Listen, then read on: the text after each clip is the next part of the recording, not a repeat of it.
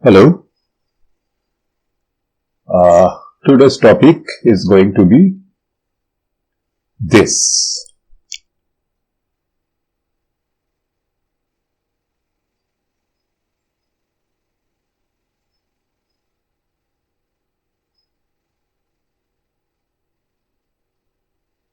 Loop invariance.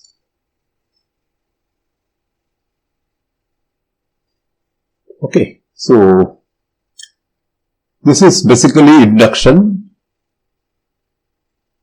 in action, and this is very much used in program verification.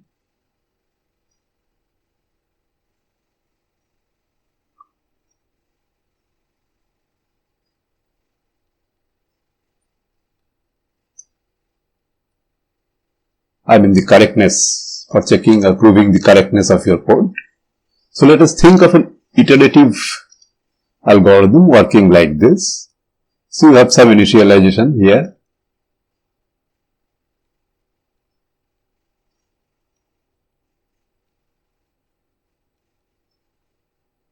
Then you write it, let's say while loop, for loop, whatever. While some condition C is true, this is the loop body.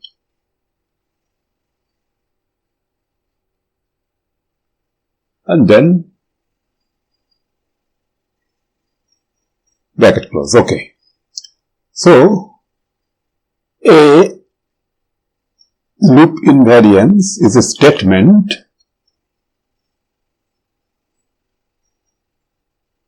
or a set of statements S that is true at all times when the condition C is checked. It's a statement involving the data structures used, the variables used. Using this, we make a statement. This is not necessarily always true, but whenever this condition is checked, right, this statement should be true. So, your initialization part must ensure that when you enter the loop for the first time, the condition or the statement S is true. Subsequently, the loop body should be such that in the intermediate position, your statement may no longer be true, but whenever after completing the loop body, you come back to this check, this statement must once again be true. Okay. Eventually, some condition happens. Let us say there are no break statements or something like that. So eventually this, because some variable values change, blah blah blah, whatever happens inside the loop body, the condition eventually fails. So for the last time, you make a condition check, it fails, the loop breaks.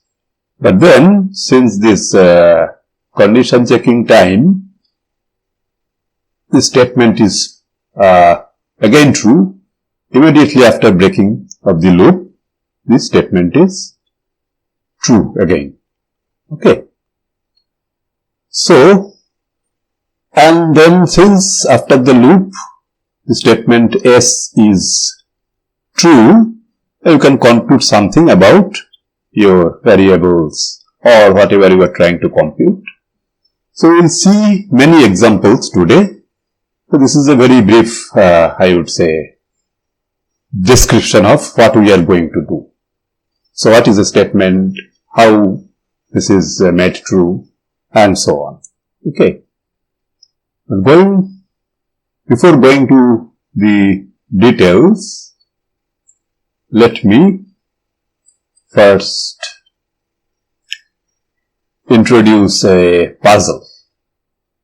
Okay. Suppose that you have an m by n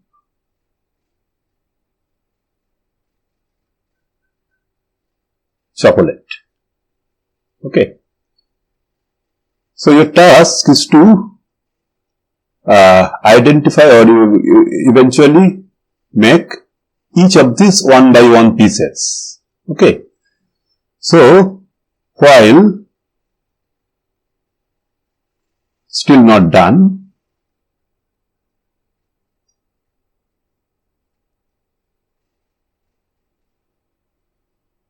pick one bigger than 1 by 1 piece, break it into two smaller pieces. And this breaking has a rule. You have to either break horizontally or vertically. For example, if I have something like a piece of size 2 by 4, let's say, then you are allowed to break either here along this line or this line or this line or this line. So these are the only options given to you. Okay. And eventually when you make all this 1 by 1 squares, you are done. Okay. So I will now ask a question. What is the minimum and what is the maximum number of breaks necessary? So that will definitely imply the running time of this loop. Okay. So I suggest that you stop your video and think for a while. I will now, after that, I will give you an answer. Okay. What is the minimum and maximum? I hope the problem is clear. If you have a 4 by 2 part or piece, then you can either break here along this vertical line or here or here or here.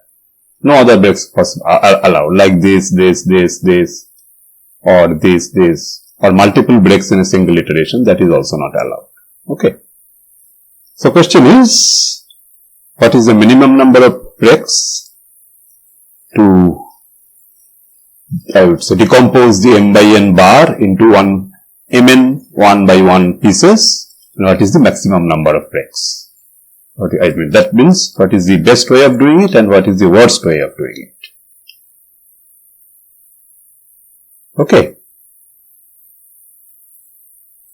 Okay. Now I give you the answer. There is no minimum, there is no maximum.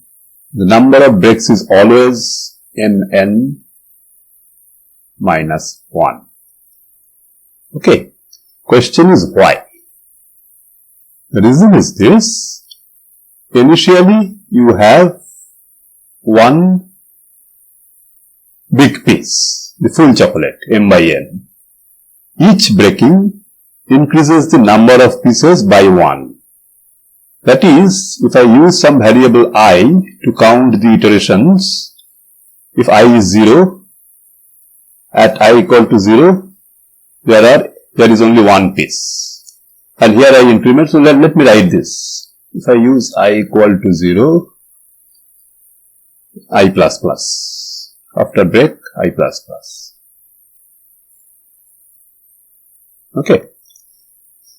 So eventually you print the value of I or something like that. Okay.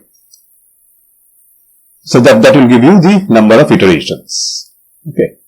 And I say whatever you do, whatever way you break, each iteration increases the value of I by 1 and the number of pieces by 1. Initially you have only one piece and eventually you have mn 1 by 1 pieces.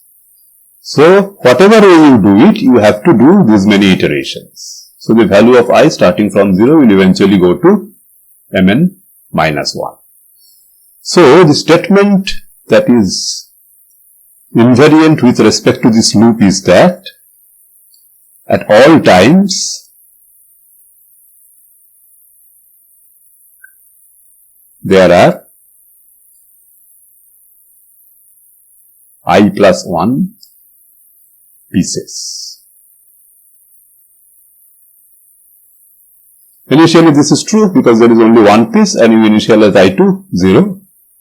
And then each iteration increments the value of I by 1 and also increases the number of pieces by 1. So long as you are checking this condition, this invariance at all times there are I plus 1 pieces, this statement is always true when you are checking this condition. Definitely, after you break, momentarily the number of pieces becomes I plus 2. But the moment you make another I plus plus and then go to the condition check, the invariance is once again restored. Okay. Maybe I give you another puzzle in order to motivate further. Let us look at this. Suppose that I will write it in the form of a code, but it means this. So let's say initially there are 100 red balls. R stands for red. 101 green balls, G, and 102 blue balls in a bag. Moreover, I assume that there are infinite supplies of red, green and blue balls outside the bag. Okay. So, while the bag contains balls of at least 2 colors,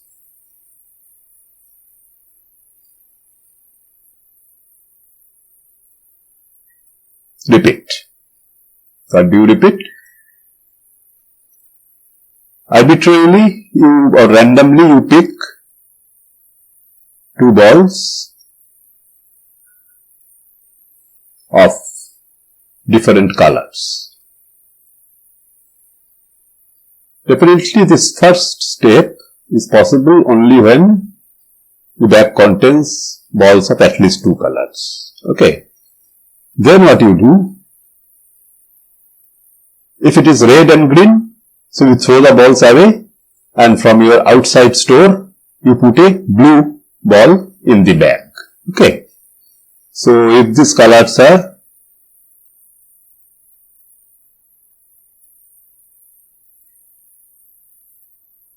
R and G, then you throw away this ball, so minus minus R, minus minus green, and you are replacing those 2 balls by a new blue ball. Okay. Else, if the colors are red and blue, you throw away those 2 balls, minus minus red, minus minus blue, but the third color, you introduce a new ball. Otherwise, colors must be G and B. Then you throw away this green ball, throw away the blue ball, and insert a new red ball. Okay.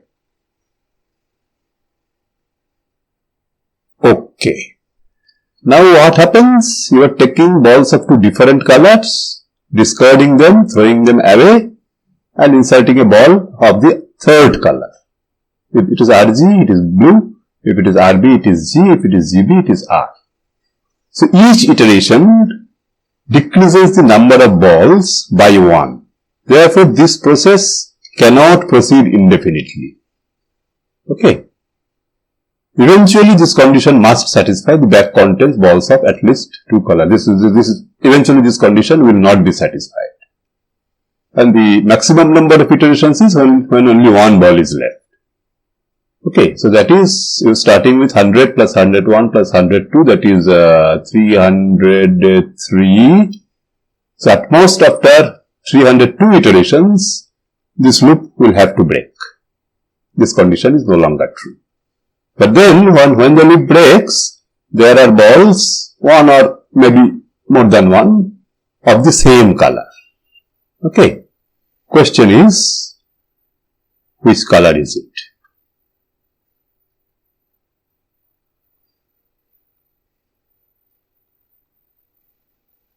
Red, green or blue? You understand the problem, right? Each iteration decreases the number of balls by 1. Therefore, this process cannot proceed indefinitely. Eventually, there will be a situation when the bag will contain a ball, one or more balls of only the same color. Okay. Question is, when this loop terminates, the bag contains balls of the same color. Okay. Which color is it? Once again you think, maybe after pausing the video, I will give the answer.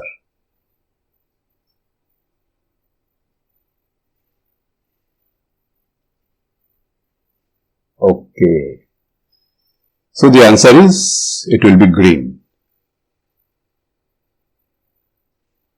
Question is why? So once again, very interesting invariance is in action here.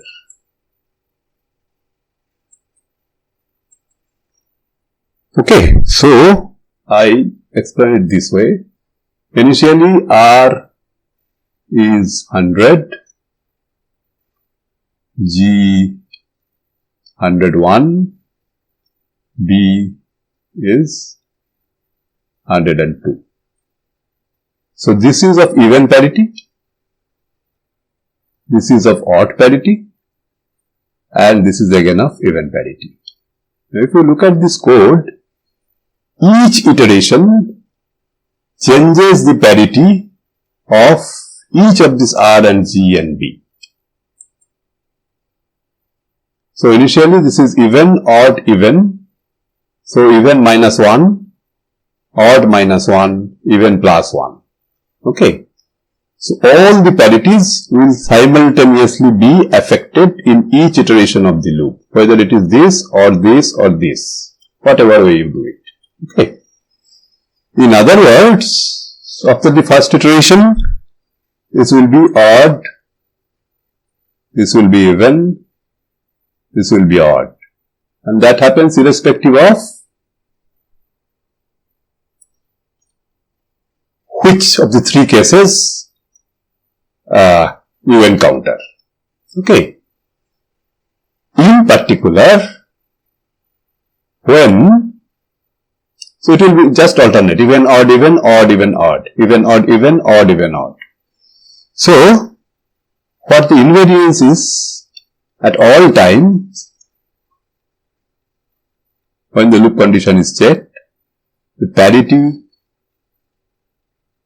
of R is equal to parity of blue, and this quantity, whether if it is odd, parity of G is not equal to that. That means this. That means if this is odd, parity of G must be even, and if this is even, parity of G must be odd. Okay. Now, therefore, what is 0? 0 is of even parity.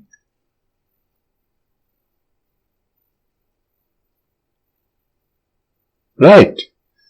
So, when balls of only one color is left, it has to be this case, even, odd, even. Right. You cannot simply exhaust only the red and green balls because even and odd, 0 is not of odd parity. Okay. Therefore, when, the two things becoming 0, the only possibility is this and this going to 0. And at that point of time, G will have odd parity and therefore there will be at least one green ball left in the bag. Okay. So this is once again a puzzle which shows that at all times during the beginning of the loop, when the loop condition is checked, parity of R and B remains the same and parity of G is just the opposite of that. Okay. Okay, so there are enough puzzles. Let us do something more serious. Okay. Maybe I start with a simpler example. Consider this Fibonacci number computation. So Fibonacci n. I assume that n is greater than or equal to 0. If n is 0, return 0. This is the base case.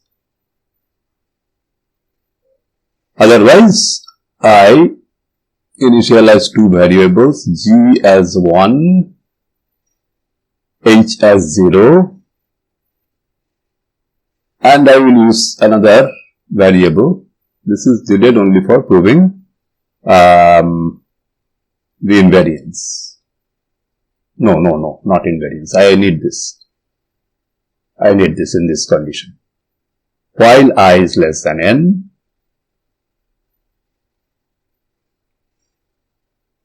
compute f equal to g plus h. Then h assigned g, g assigned f, increment I. And when you are done, you simply return g. Okay. So somehow you declare that g, h, I, these are all integer variables or unsigned integer variables. So this is a simple program and you can see that this is correct, but a formal reasoning why this is correct is this statement. At all times,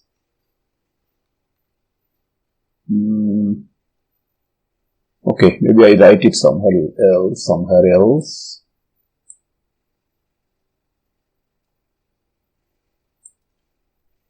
So that is here. When the loop condition is checked,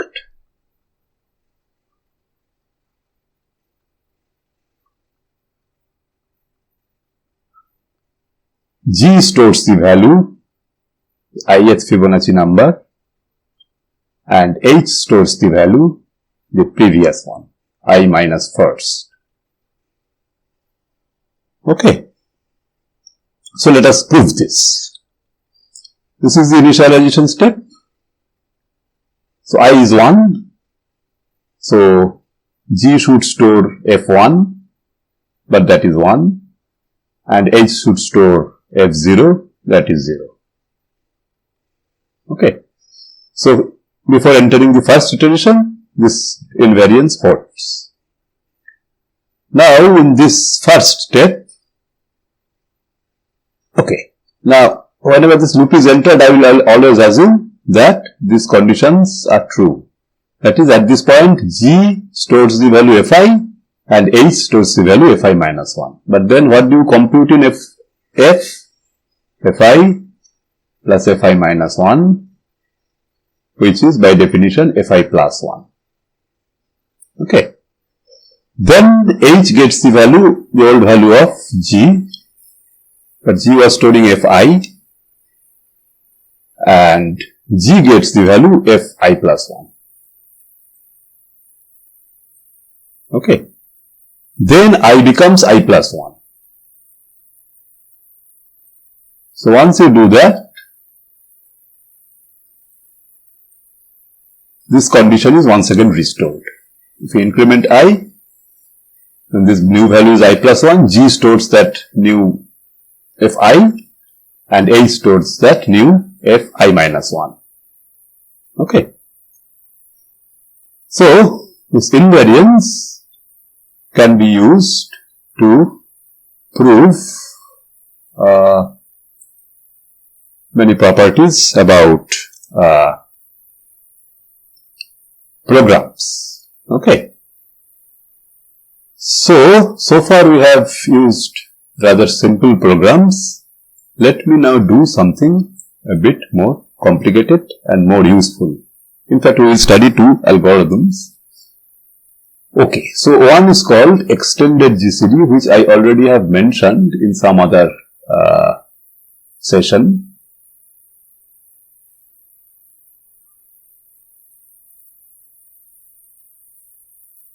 So let's say A and B are two positive integers.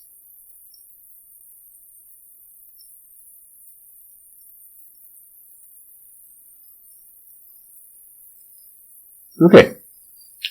And I want to compute the GCD D of A and B. I will give you a theoretical proof later that there exist integers U and V such that D can be written as a integer linear combination of A and B. Okay. For some UV in Z. So usually one is positive, the other one is negative. Okay. So that this may happen. If both are positive, the number is bigger than A plus B, and that cannot be the GCD. So one is positive, the other one is negative. In extreme cases, one may be 1, other one is 0. This kind of things is possible. But in general, this is it. So the GCD computation has to do with the computation of D, whereas the extended GCD computation is compute all the three things together. D, U, and V. So this is what is called the extended GCD computation. This has many applications, but for the moment, let us not worry about its applications. Let us see how we can do it. Okay. So what I will do, go to another page. Okay. So first of all, let us see why this is at all possible. Because I call R0 equal to A, R1 equal to B, then what do? I write R0 as QR1 plus we get a new remainder R2. So this is the Euclidean GCD algorithm. Okay, let us call it Q2. Okay. Then R0, R1 is replaced by R1, R2. So you divide R1 by R2, get a remainder Q3 and get a quotient Q3 and a remainder R3. This keeps on happening for some time. Up to what time? Maybe up to some, let's say Rj equal to Qj plus 2, Rj minus 1 plus Rj plus 2. And then what happens? Rj plus, did I make a mistake? It should be plus 1, not minus 1, plus 1. Rj plus 1, 1 plus 1, yes. Then when you divide Rj plus 1 by Rj plus 2, you get 0 remainder. Maybe J plus 3 and then Rj plus 2. Now no remainder is there. So this is my GCD. Right? So D is the GCD of AB equal to Rj plus 1. Okay. Now, I can write Rj plus 2 as a linear combination of Rj and Rj plus 1. Okay. In the previous division, I generated something like Rj plus 1 here. And here I have Rj, Qj plus 1 and this will be Rj minus 1. Okay. So this GCD is a linear combination of Rj and Rj plus 1. Now if I replace that Rj plus 1 by this linear combination, I can see that Rj plus 2 can be expressed as a linear combination of Rj minus 1 and Rj. Okay. Again, Rj will be generated in the previous step. So I replace that by the linear combination of Rj minus 1 and Rj minus 2. And if I make that substitution, Rj plus 2 is represented as a linear combination of Rj minus 1 and Rj minus 2. And I proceed this way back, up. So eventually, R2 will be replaced, okay, by this linear combination of R0 and R1. But R0 is A and R1 is B. Okay. So this essentially establishes that this U and V do exist. And this also gives you an algorithm, but the algorithm is bad in the sense that you have to remember all these relations. Once you have got the GCD, you have to work back and eventually come to the first division process, and by that time you should remember all these Q values, Q2, Q3, Q4 and so on. Those will be needed for the reconstruction of this U and V. Okay. So I want to avoid this. So how do I avoid this? Okay. So I first write a very, I would say, crude program, and then I will say that this can be improved by many ways. So we have this sequence R0, R1, R2 and so on. Okay. So alongside that, we will maintain two sequences U0, U1, U2, blah blah blah, and V0, V1, V2 and so on. Okay. Moreover,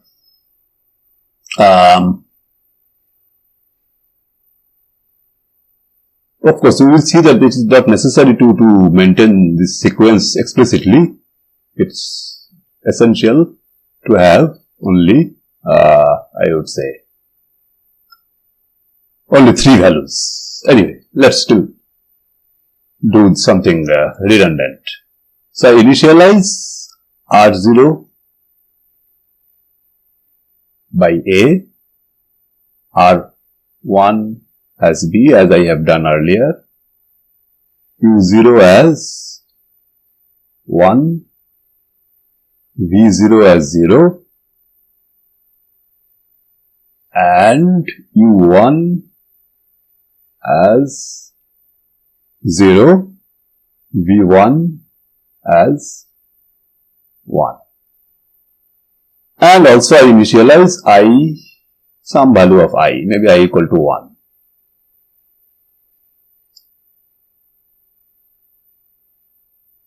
Okay, maybe I equal to 1. So while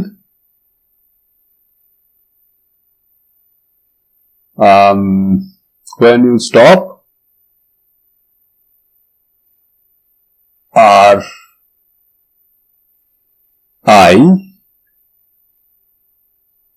is not equal to 0, what you do? You divide, okay, first make I plus plus. So, plus plus I. So, if you divide, so you get this. Make a Euclidean division of Ri minus 2 by Ri minus 1. Okay. So, Euclidean division, I write it this way, Euclidean division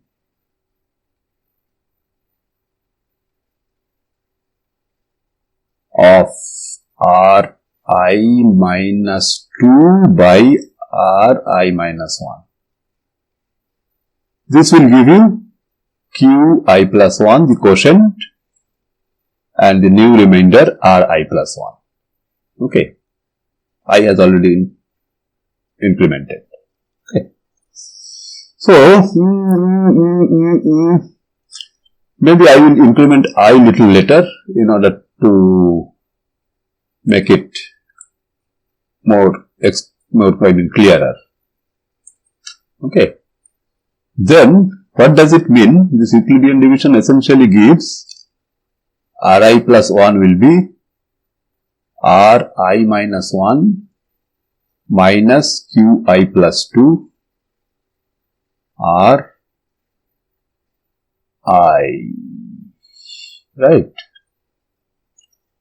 So, this Euclidean division will have this effect. Ri plus 1 will be Ri minus 1 dividing Ri minus 1. Okay. So, in that case, if I have changed the notation, so this is no longer 2, this is no longer 1, this is R minus 1, Ri. Okay. Dividing R minus 1 by Ri. I have not yet incremented I. Okay. So, set Ri plus 1 equal to this, equal to this. Okay. Okay. And you do the same thing on the U and V sequences.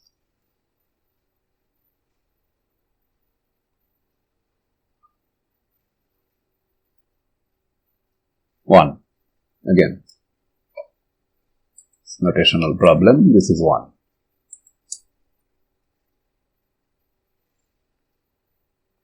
Plus 1 Ui and Vi plus 1 equal to Vi minus 1 Qi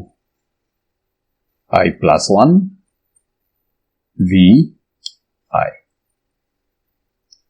Now this loop breaks when Ri becomes 0, but then Ri minus 1, okay, here you make plus plus I.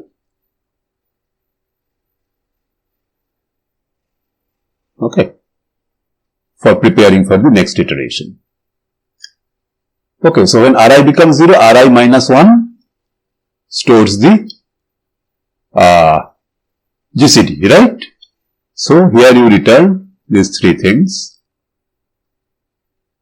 Ri minus 1, Ui minus 1, Vi minus 1. Okay. So this is the simple-minded code. So you are maintaining three sequences. This is the remainder sequence. Also this U sequence and V sequence. U sequence is initialized as 1, 0. The V sequence 1, 0, V is initialized as 0, 1, this is A, B, and then you enter the loop.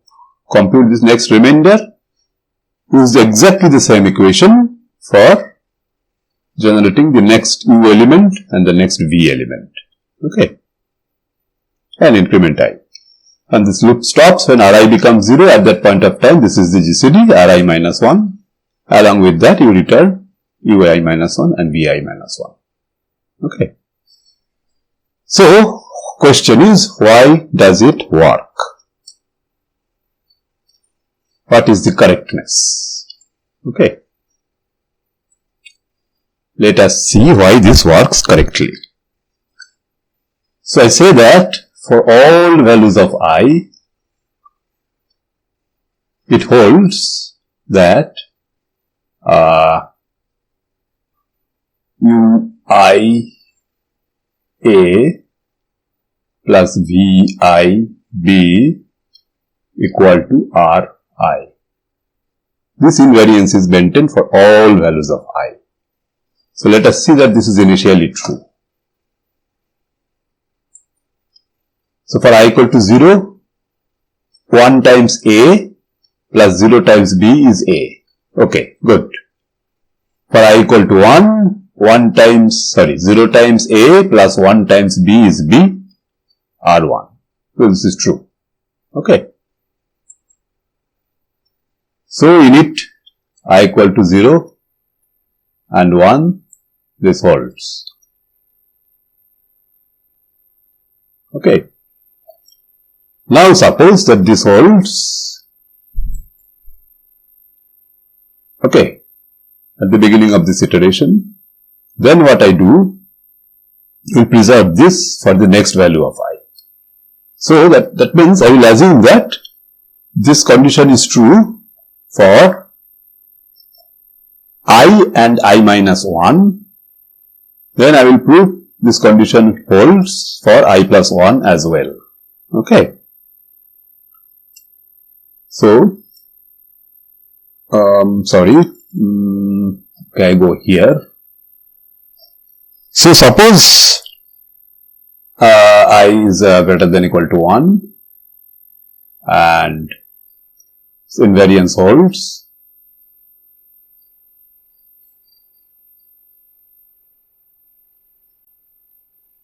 For I and I minus 1. I have to prove it for I plus 1. Okay. So that means I have I minus 1 A plus B I minus 1 B equal to R I minus 1 and I A plus B I B equal to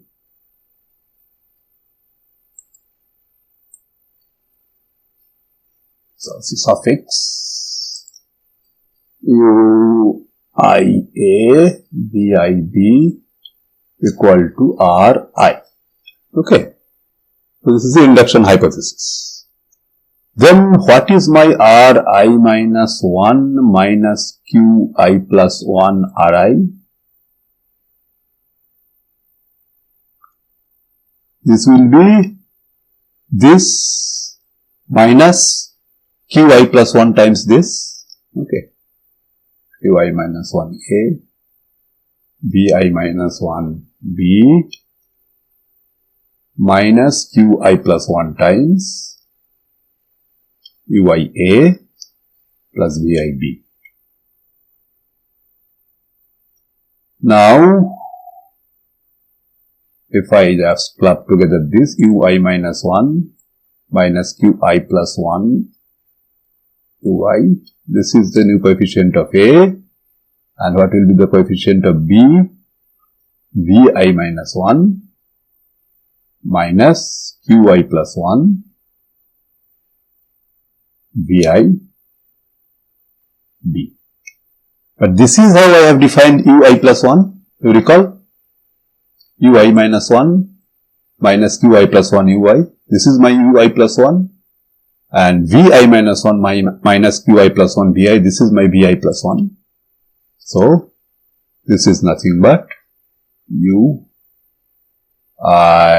plus 1 A plus Vi plus 1 times B.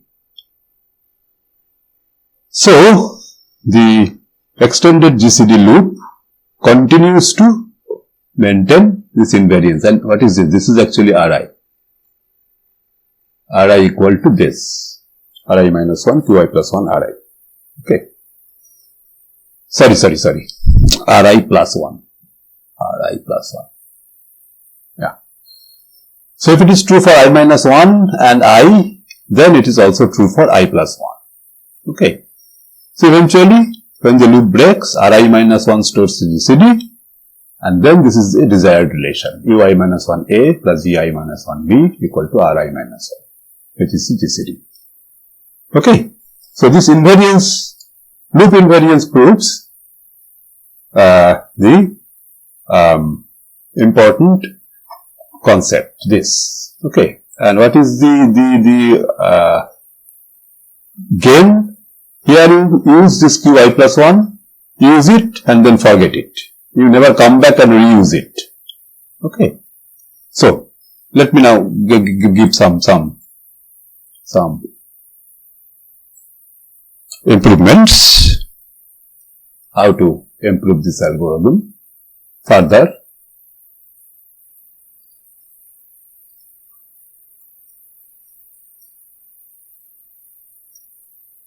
First of all, you note that you require only two previous values, I minus 1 to generate the I plus 1. So, you actually do not need to maintain the entire sequence U0, U1, U2, V0, V1, V2, R0, R1, R2 and so on. Okay. So, this will dramatically curtail your space requirements. maintain only two, okay, maintain value only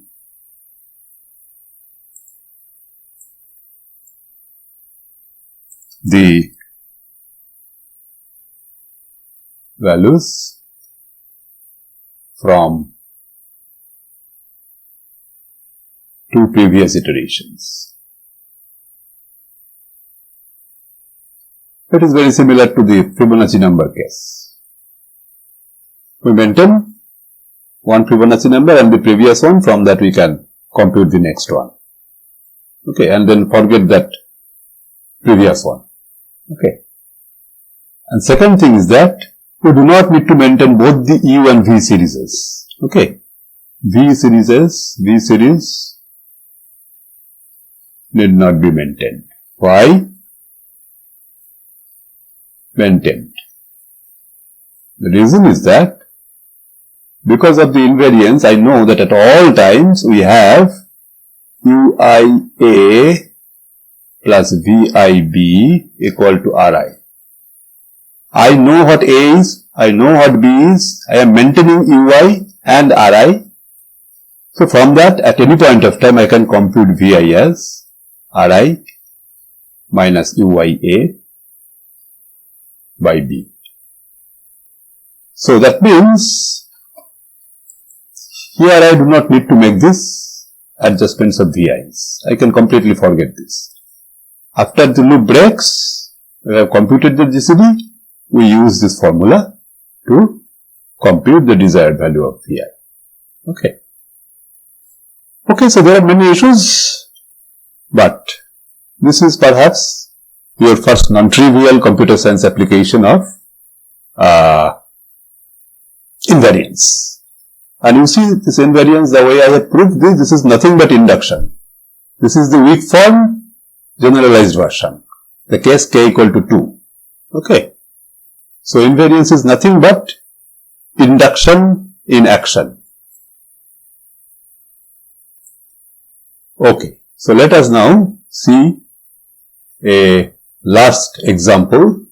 This is also quite, I would say, important from a computer science point of view. Okay. I want to draw some rectangle. This is draw rectangle. Okay. Okay. So I draw it little bit here maybe.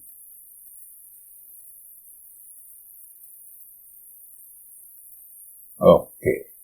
Then I want to draw some. Okay. So essentially what I am trying to do is, okay, sorry.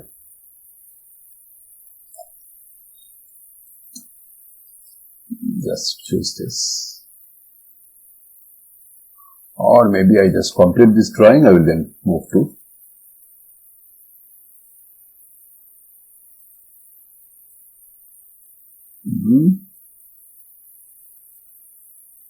Yes. Yes. Okay. So now I go to steps mode once again. Yeah. So here I am talking about partitioning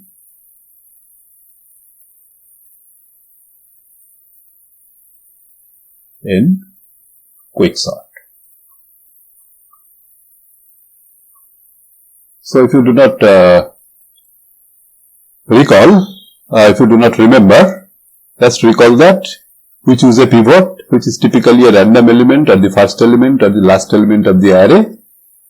Based upon that, you prepare, you break the array in two parts, the pivot, smaller elements, larger elements, recursively compute, recursively quicksort the smaller elements, recursively quicksort the larger elements, and then you are done. Okay. So I hope in your PDS course you have seen some partitioning algorithm, but I will tell you an algorithm which is very difficult to forget, because it has a very cute invariance working. Okay. It has a very cute invariance working behind the scene. Okay. So what I do, I will always break this array in this form. L, I will explain what is L, is E, U, G. Okay. I will use three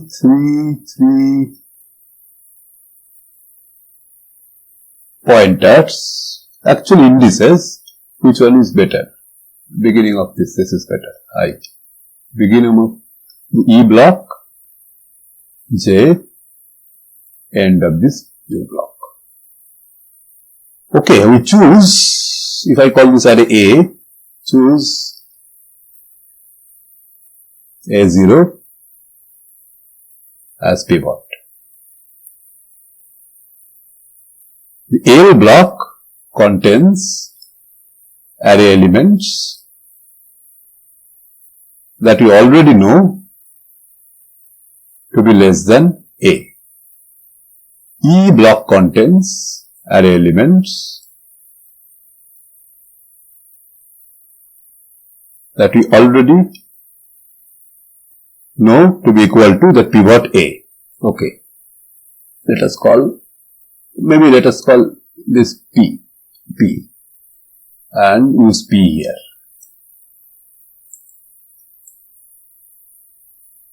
Okay. P be the pivot A0. So, pivot. Instead of A, I use P. G is the array elements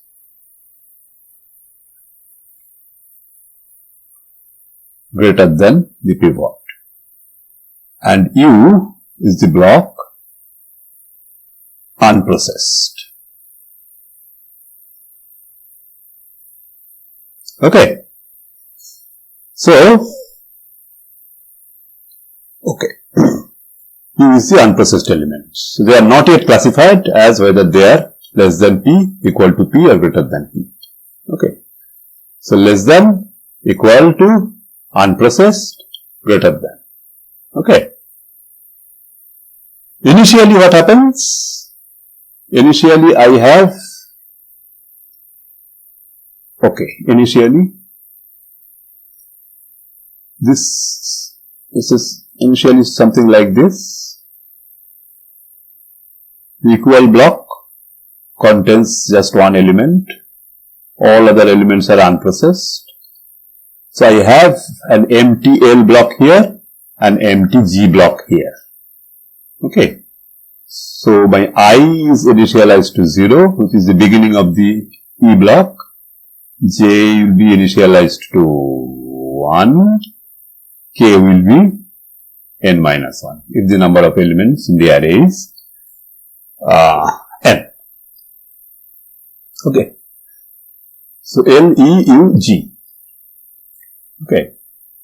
Now what happens? I look at this element, AJ.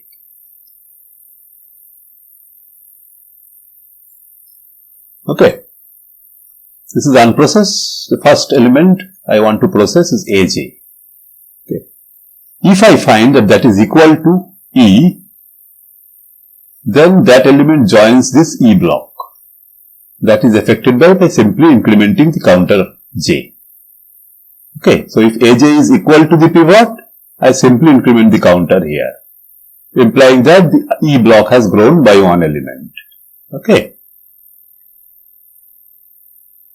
Otherwise, if AJ is less than the pivot, it should join here, this block. So what I will do, I will swap AJ with the first element of this E block. So the smaller element now will go here and the equal element will come here. Right? So that then if I increment the value of I, that means effectively the E block shifts by one position, giving room to the L block to accommodate the new value which is smaller than the pivot. Okay. In the final case, when I see that AJ is greater than the pivot, what I will do, I swap this element with this element. so that this bigger value now joins this G block, which means that I decrement K. Okay. So maybe I like to write the code. It's a very simple thing. Insert page, then so as I mentioned, I equal to 0, J equal to 1, K equal to n minus 1, while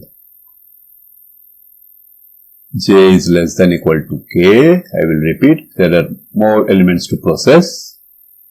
Consider three cases. If A J is equal to, okay, P is the pivot, A0 equal to P, then what should I do? I will simply increment J. Else, if Aj is less than P, then what shall I do? I swap Ai with Aj and I do plus plus I plus plus J.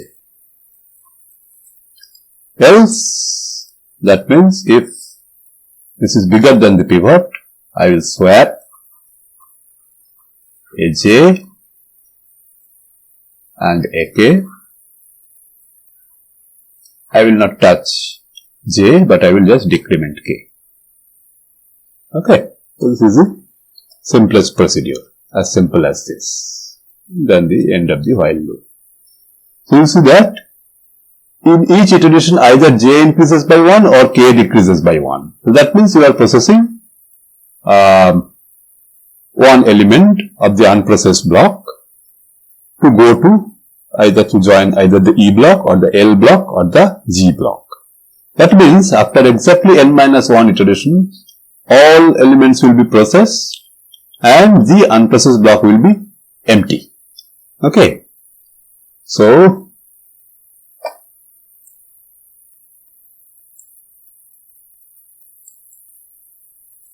this is the important thing. After n minus 1 iterations, U becomes empty. And we always maintain that L, E, U, G decomposition. So when U becomes empty, then the array is of the form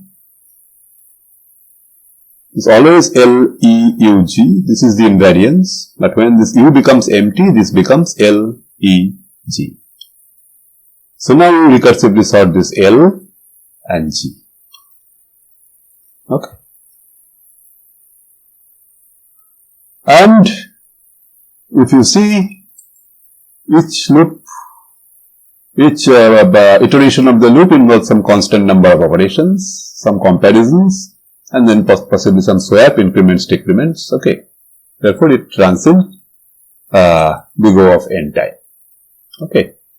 So after n minus 1 iteration, U becomes empty, and when it becomes empty, it is less than, equal to, greater than. You have got the desired partition.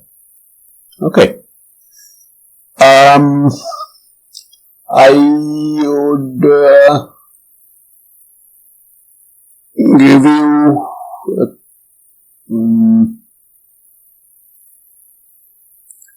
couple of exercises for this partitioning.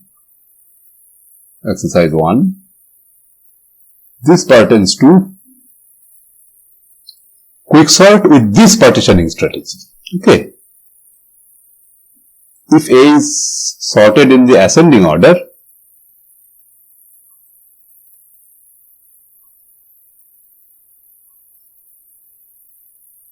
then prove that quicksort with this partitioning strategy runs in big O of n to the power 3 by 2 time, not big O of n square.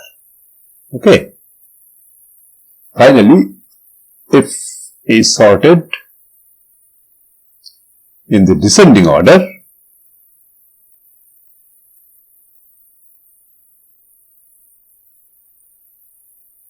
then it runs in big O of n squared time. Okay, another exercise. Maybe I will move to another page.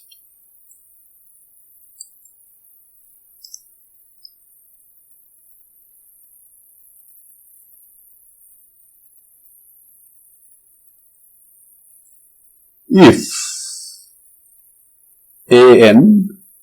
A contains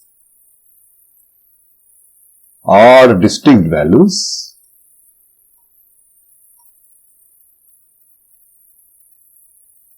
A contains n values, but all of them need not be distinct, are distinct values. So there may be some repetitions, but I do not impose any restriction on what these distinct values are distinct values. Then this quicksort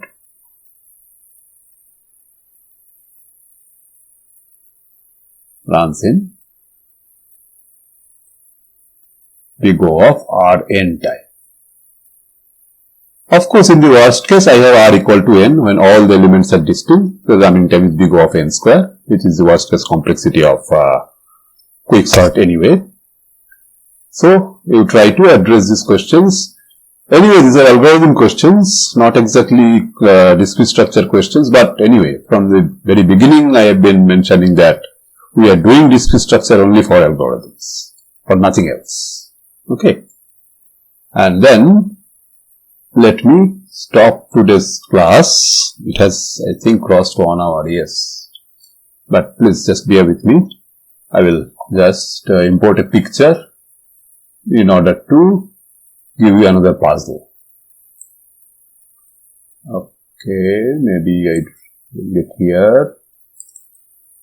Okay, position slightly, yes, okay.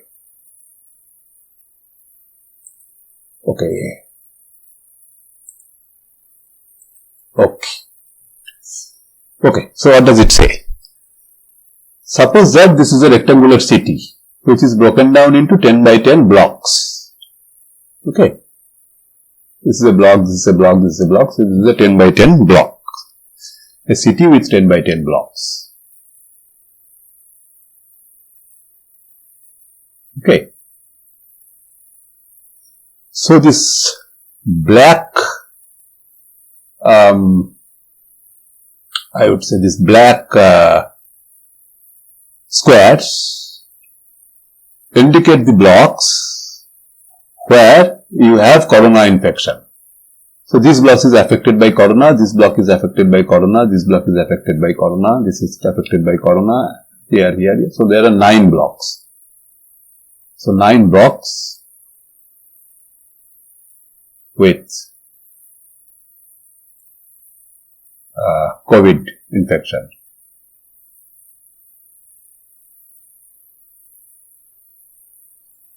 Okay, so the moment this happens, the mayor of the city,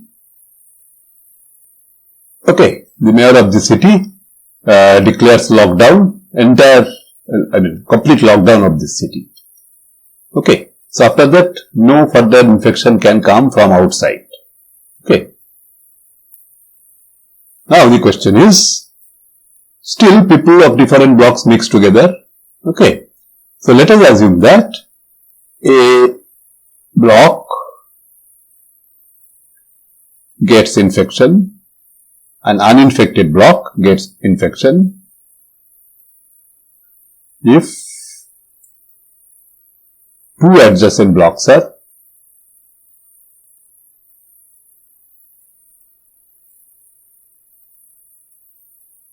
infected. Okay. Where of course adjacency is with respect to an edge, not with respect to a corner. Okay. So for example, let us look at this. Maybe I will use different ink. So this block, this is infected, this is infected. So this will get infected at some point of time. Okay. And when this happens, this is infected, so this will also get infected. And then, if I look at this is infected, so this block will also get infected. Then, before two adjacent blocks are infected, two or more actually. Now, 1, 2, 3, so this will also get infected. Whereas this will never get infected because this is one adjacent block which is infected, the other one is corner. Okay. Okay, so 2 by 2 I meant 2 or more. That is 2 or 3 or 4 blocks are infected. So the question is, try to place these initial 9 infected blocks in such a manner that the entire 10 by 10 grid gets infected. Or prove that no such placement is possible. Okay, so the question is, okay, maybe I will just go to another page. So the question is, place the initial 9 infected cells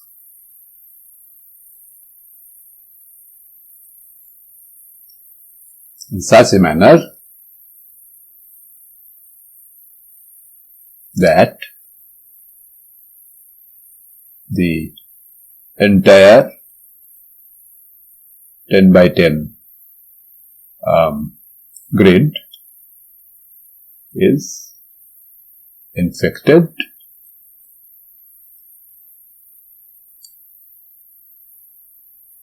or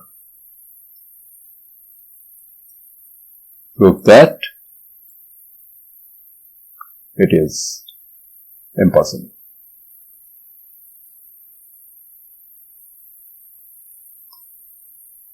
Okay,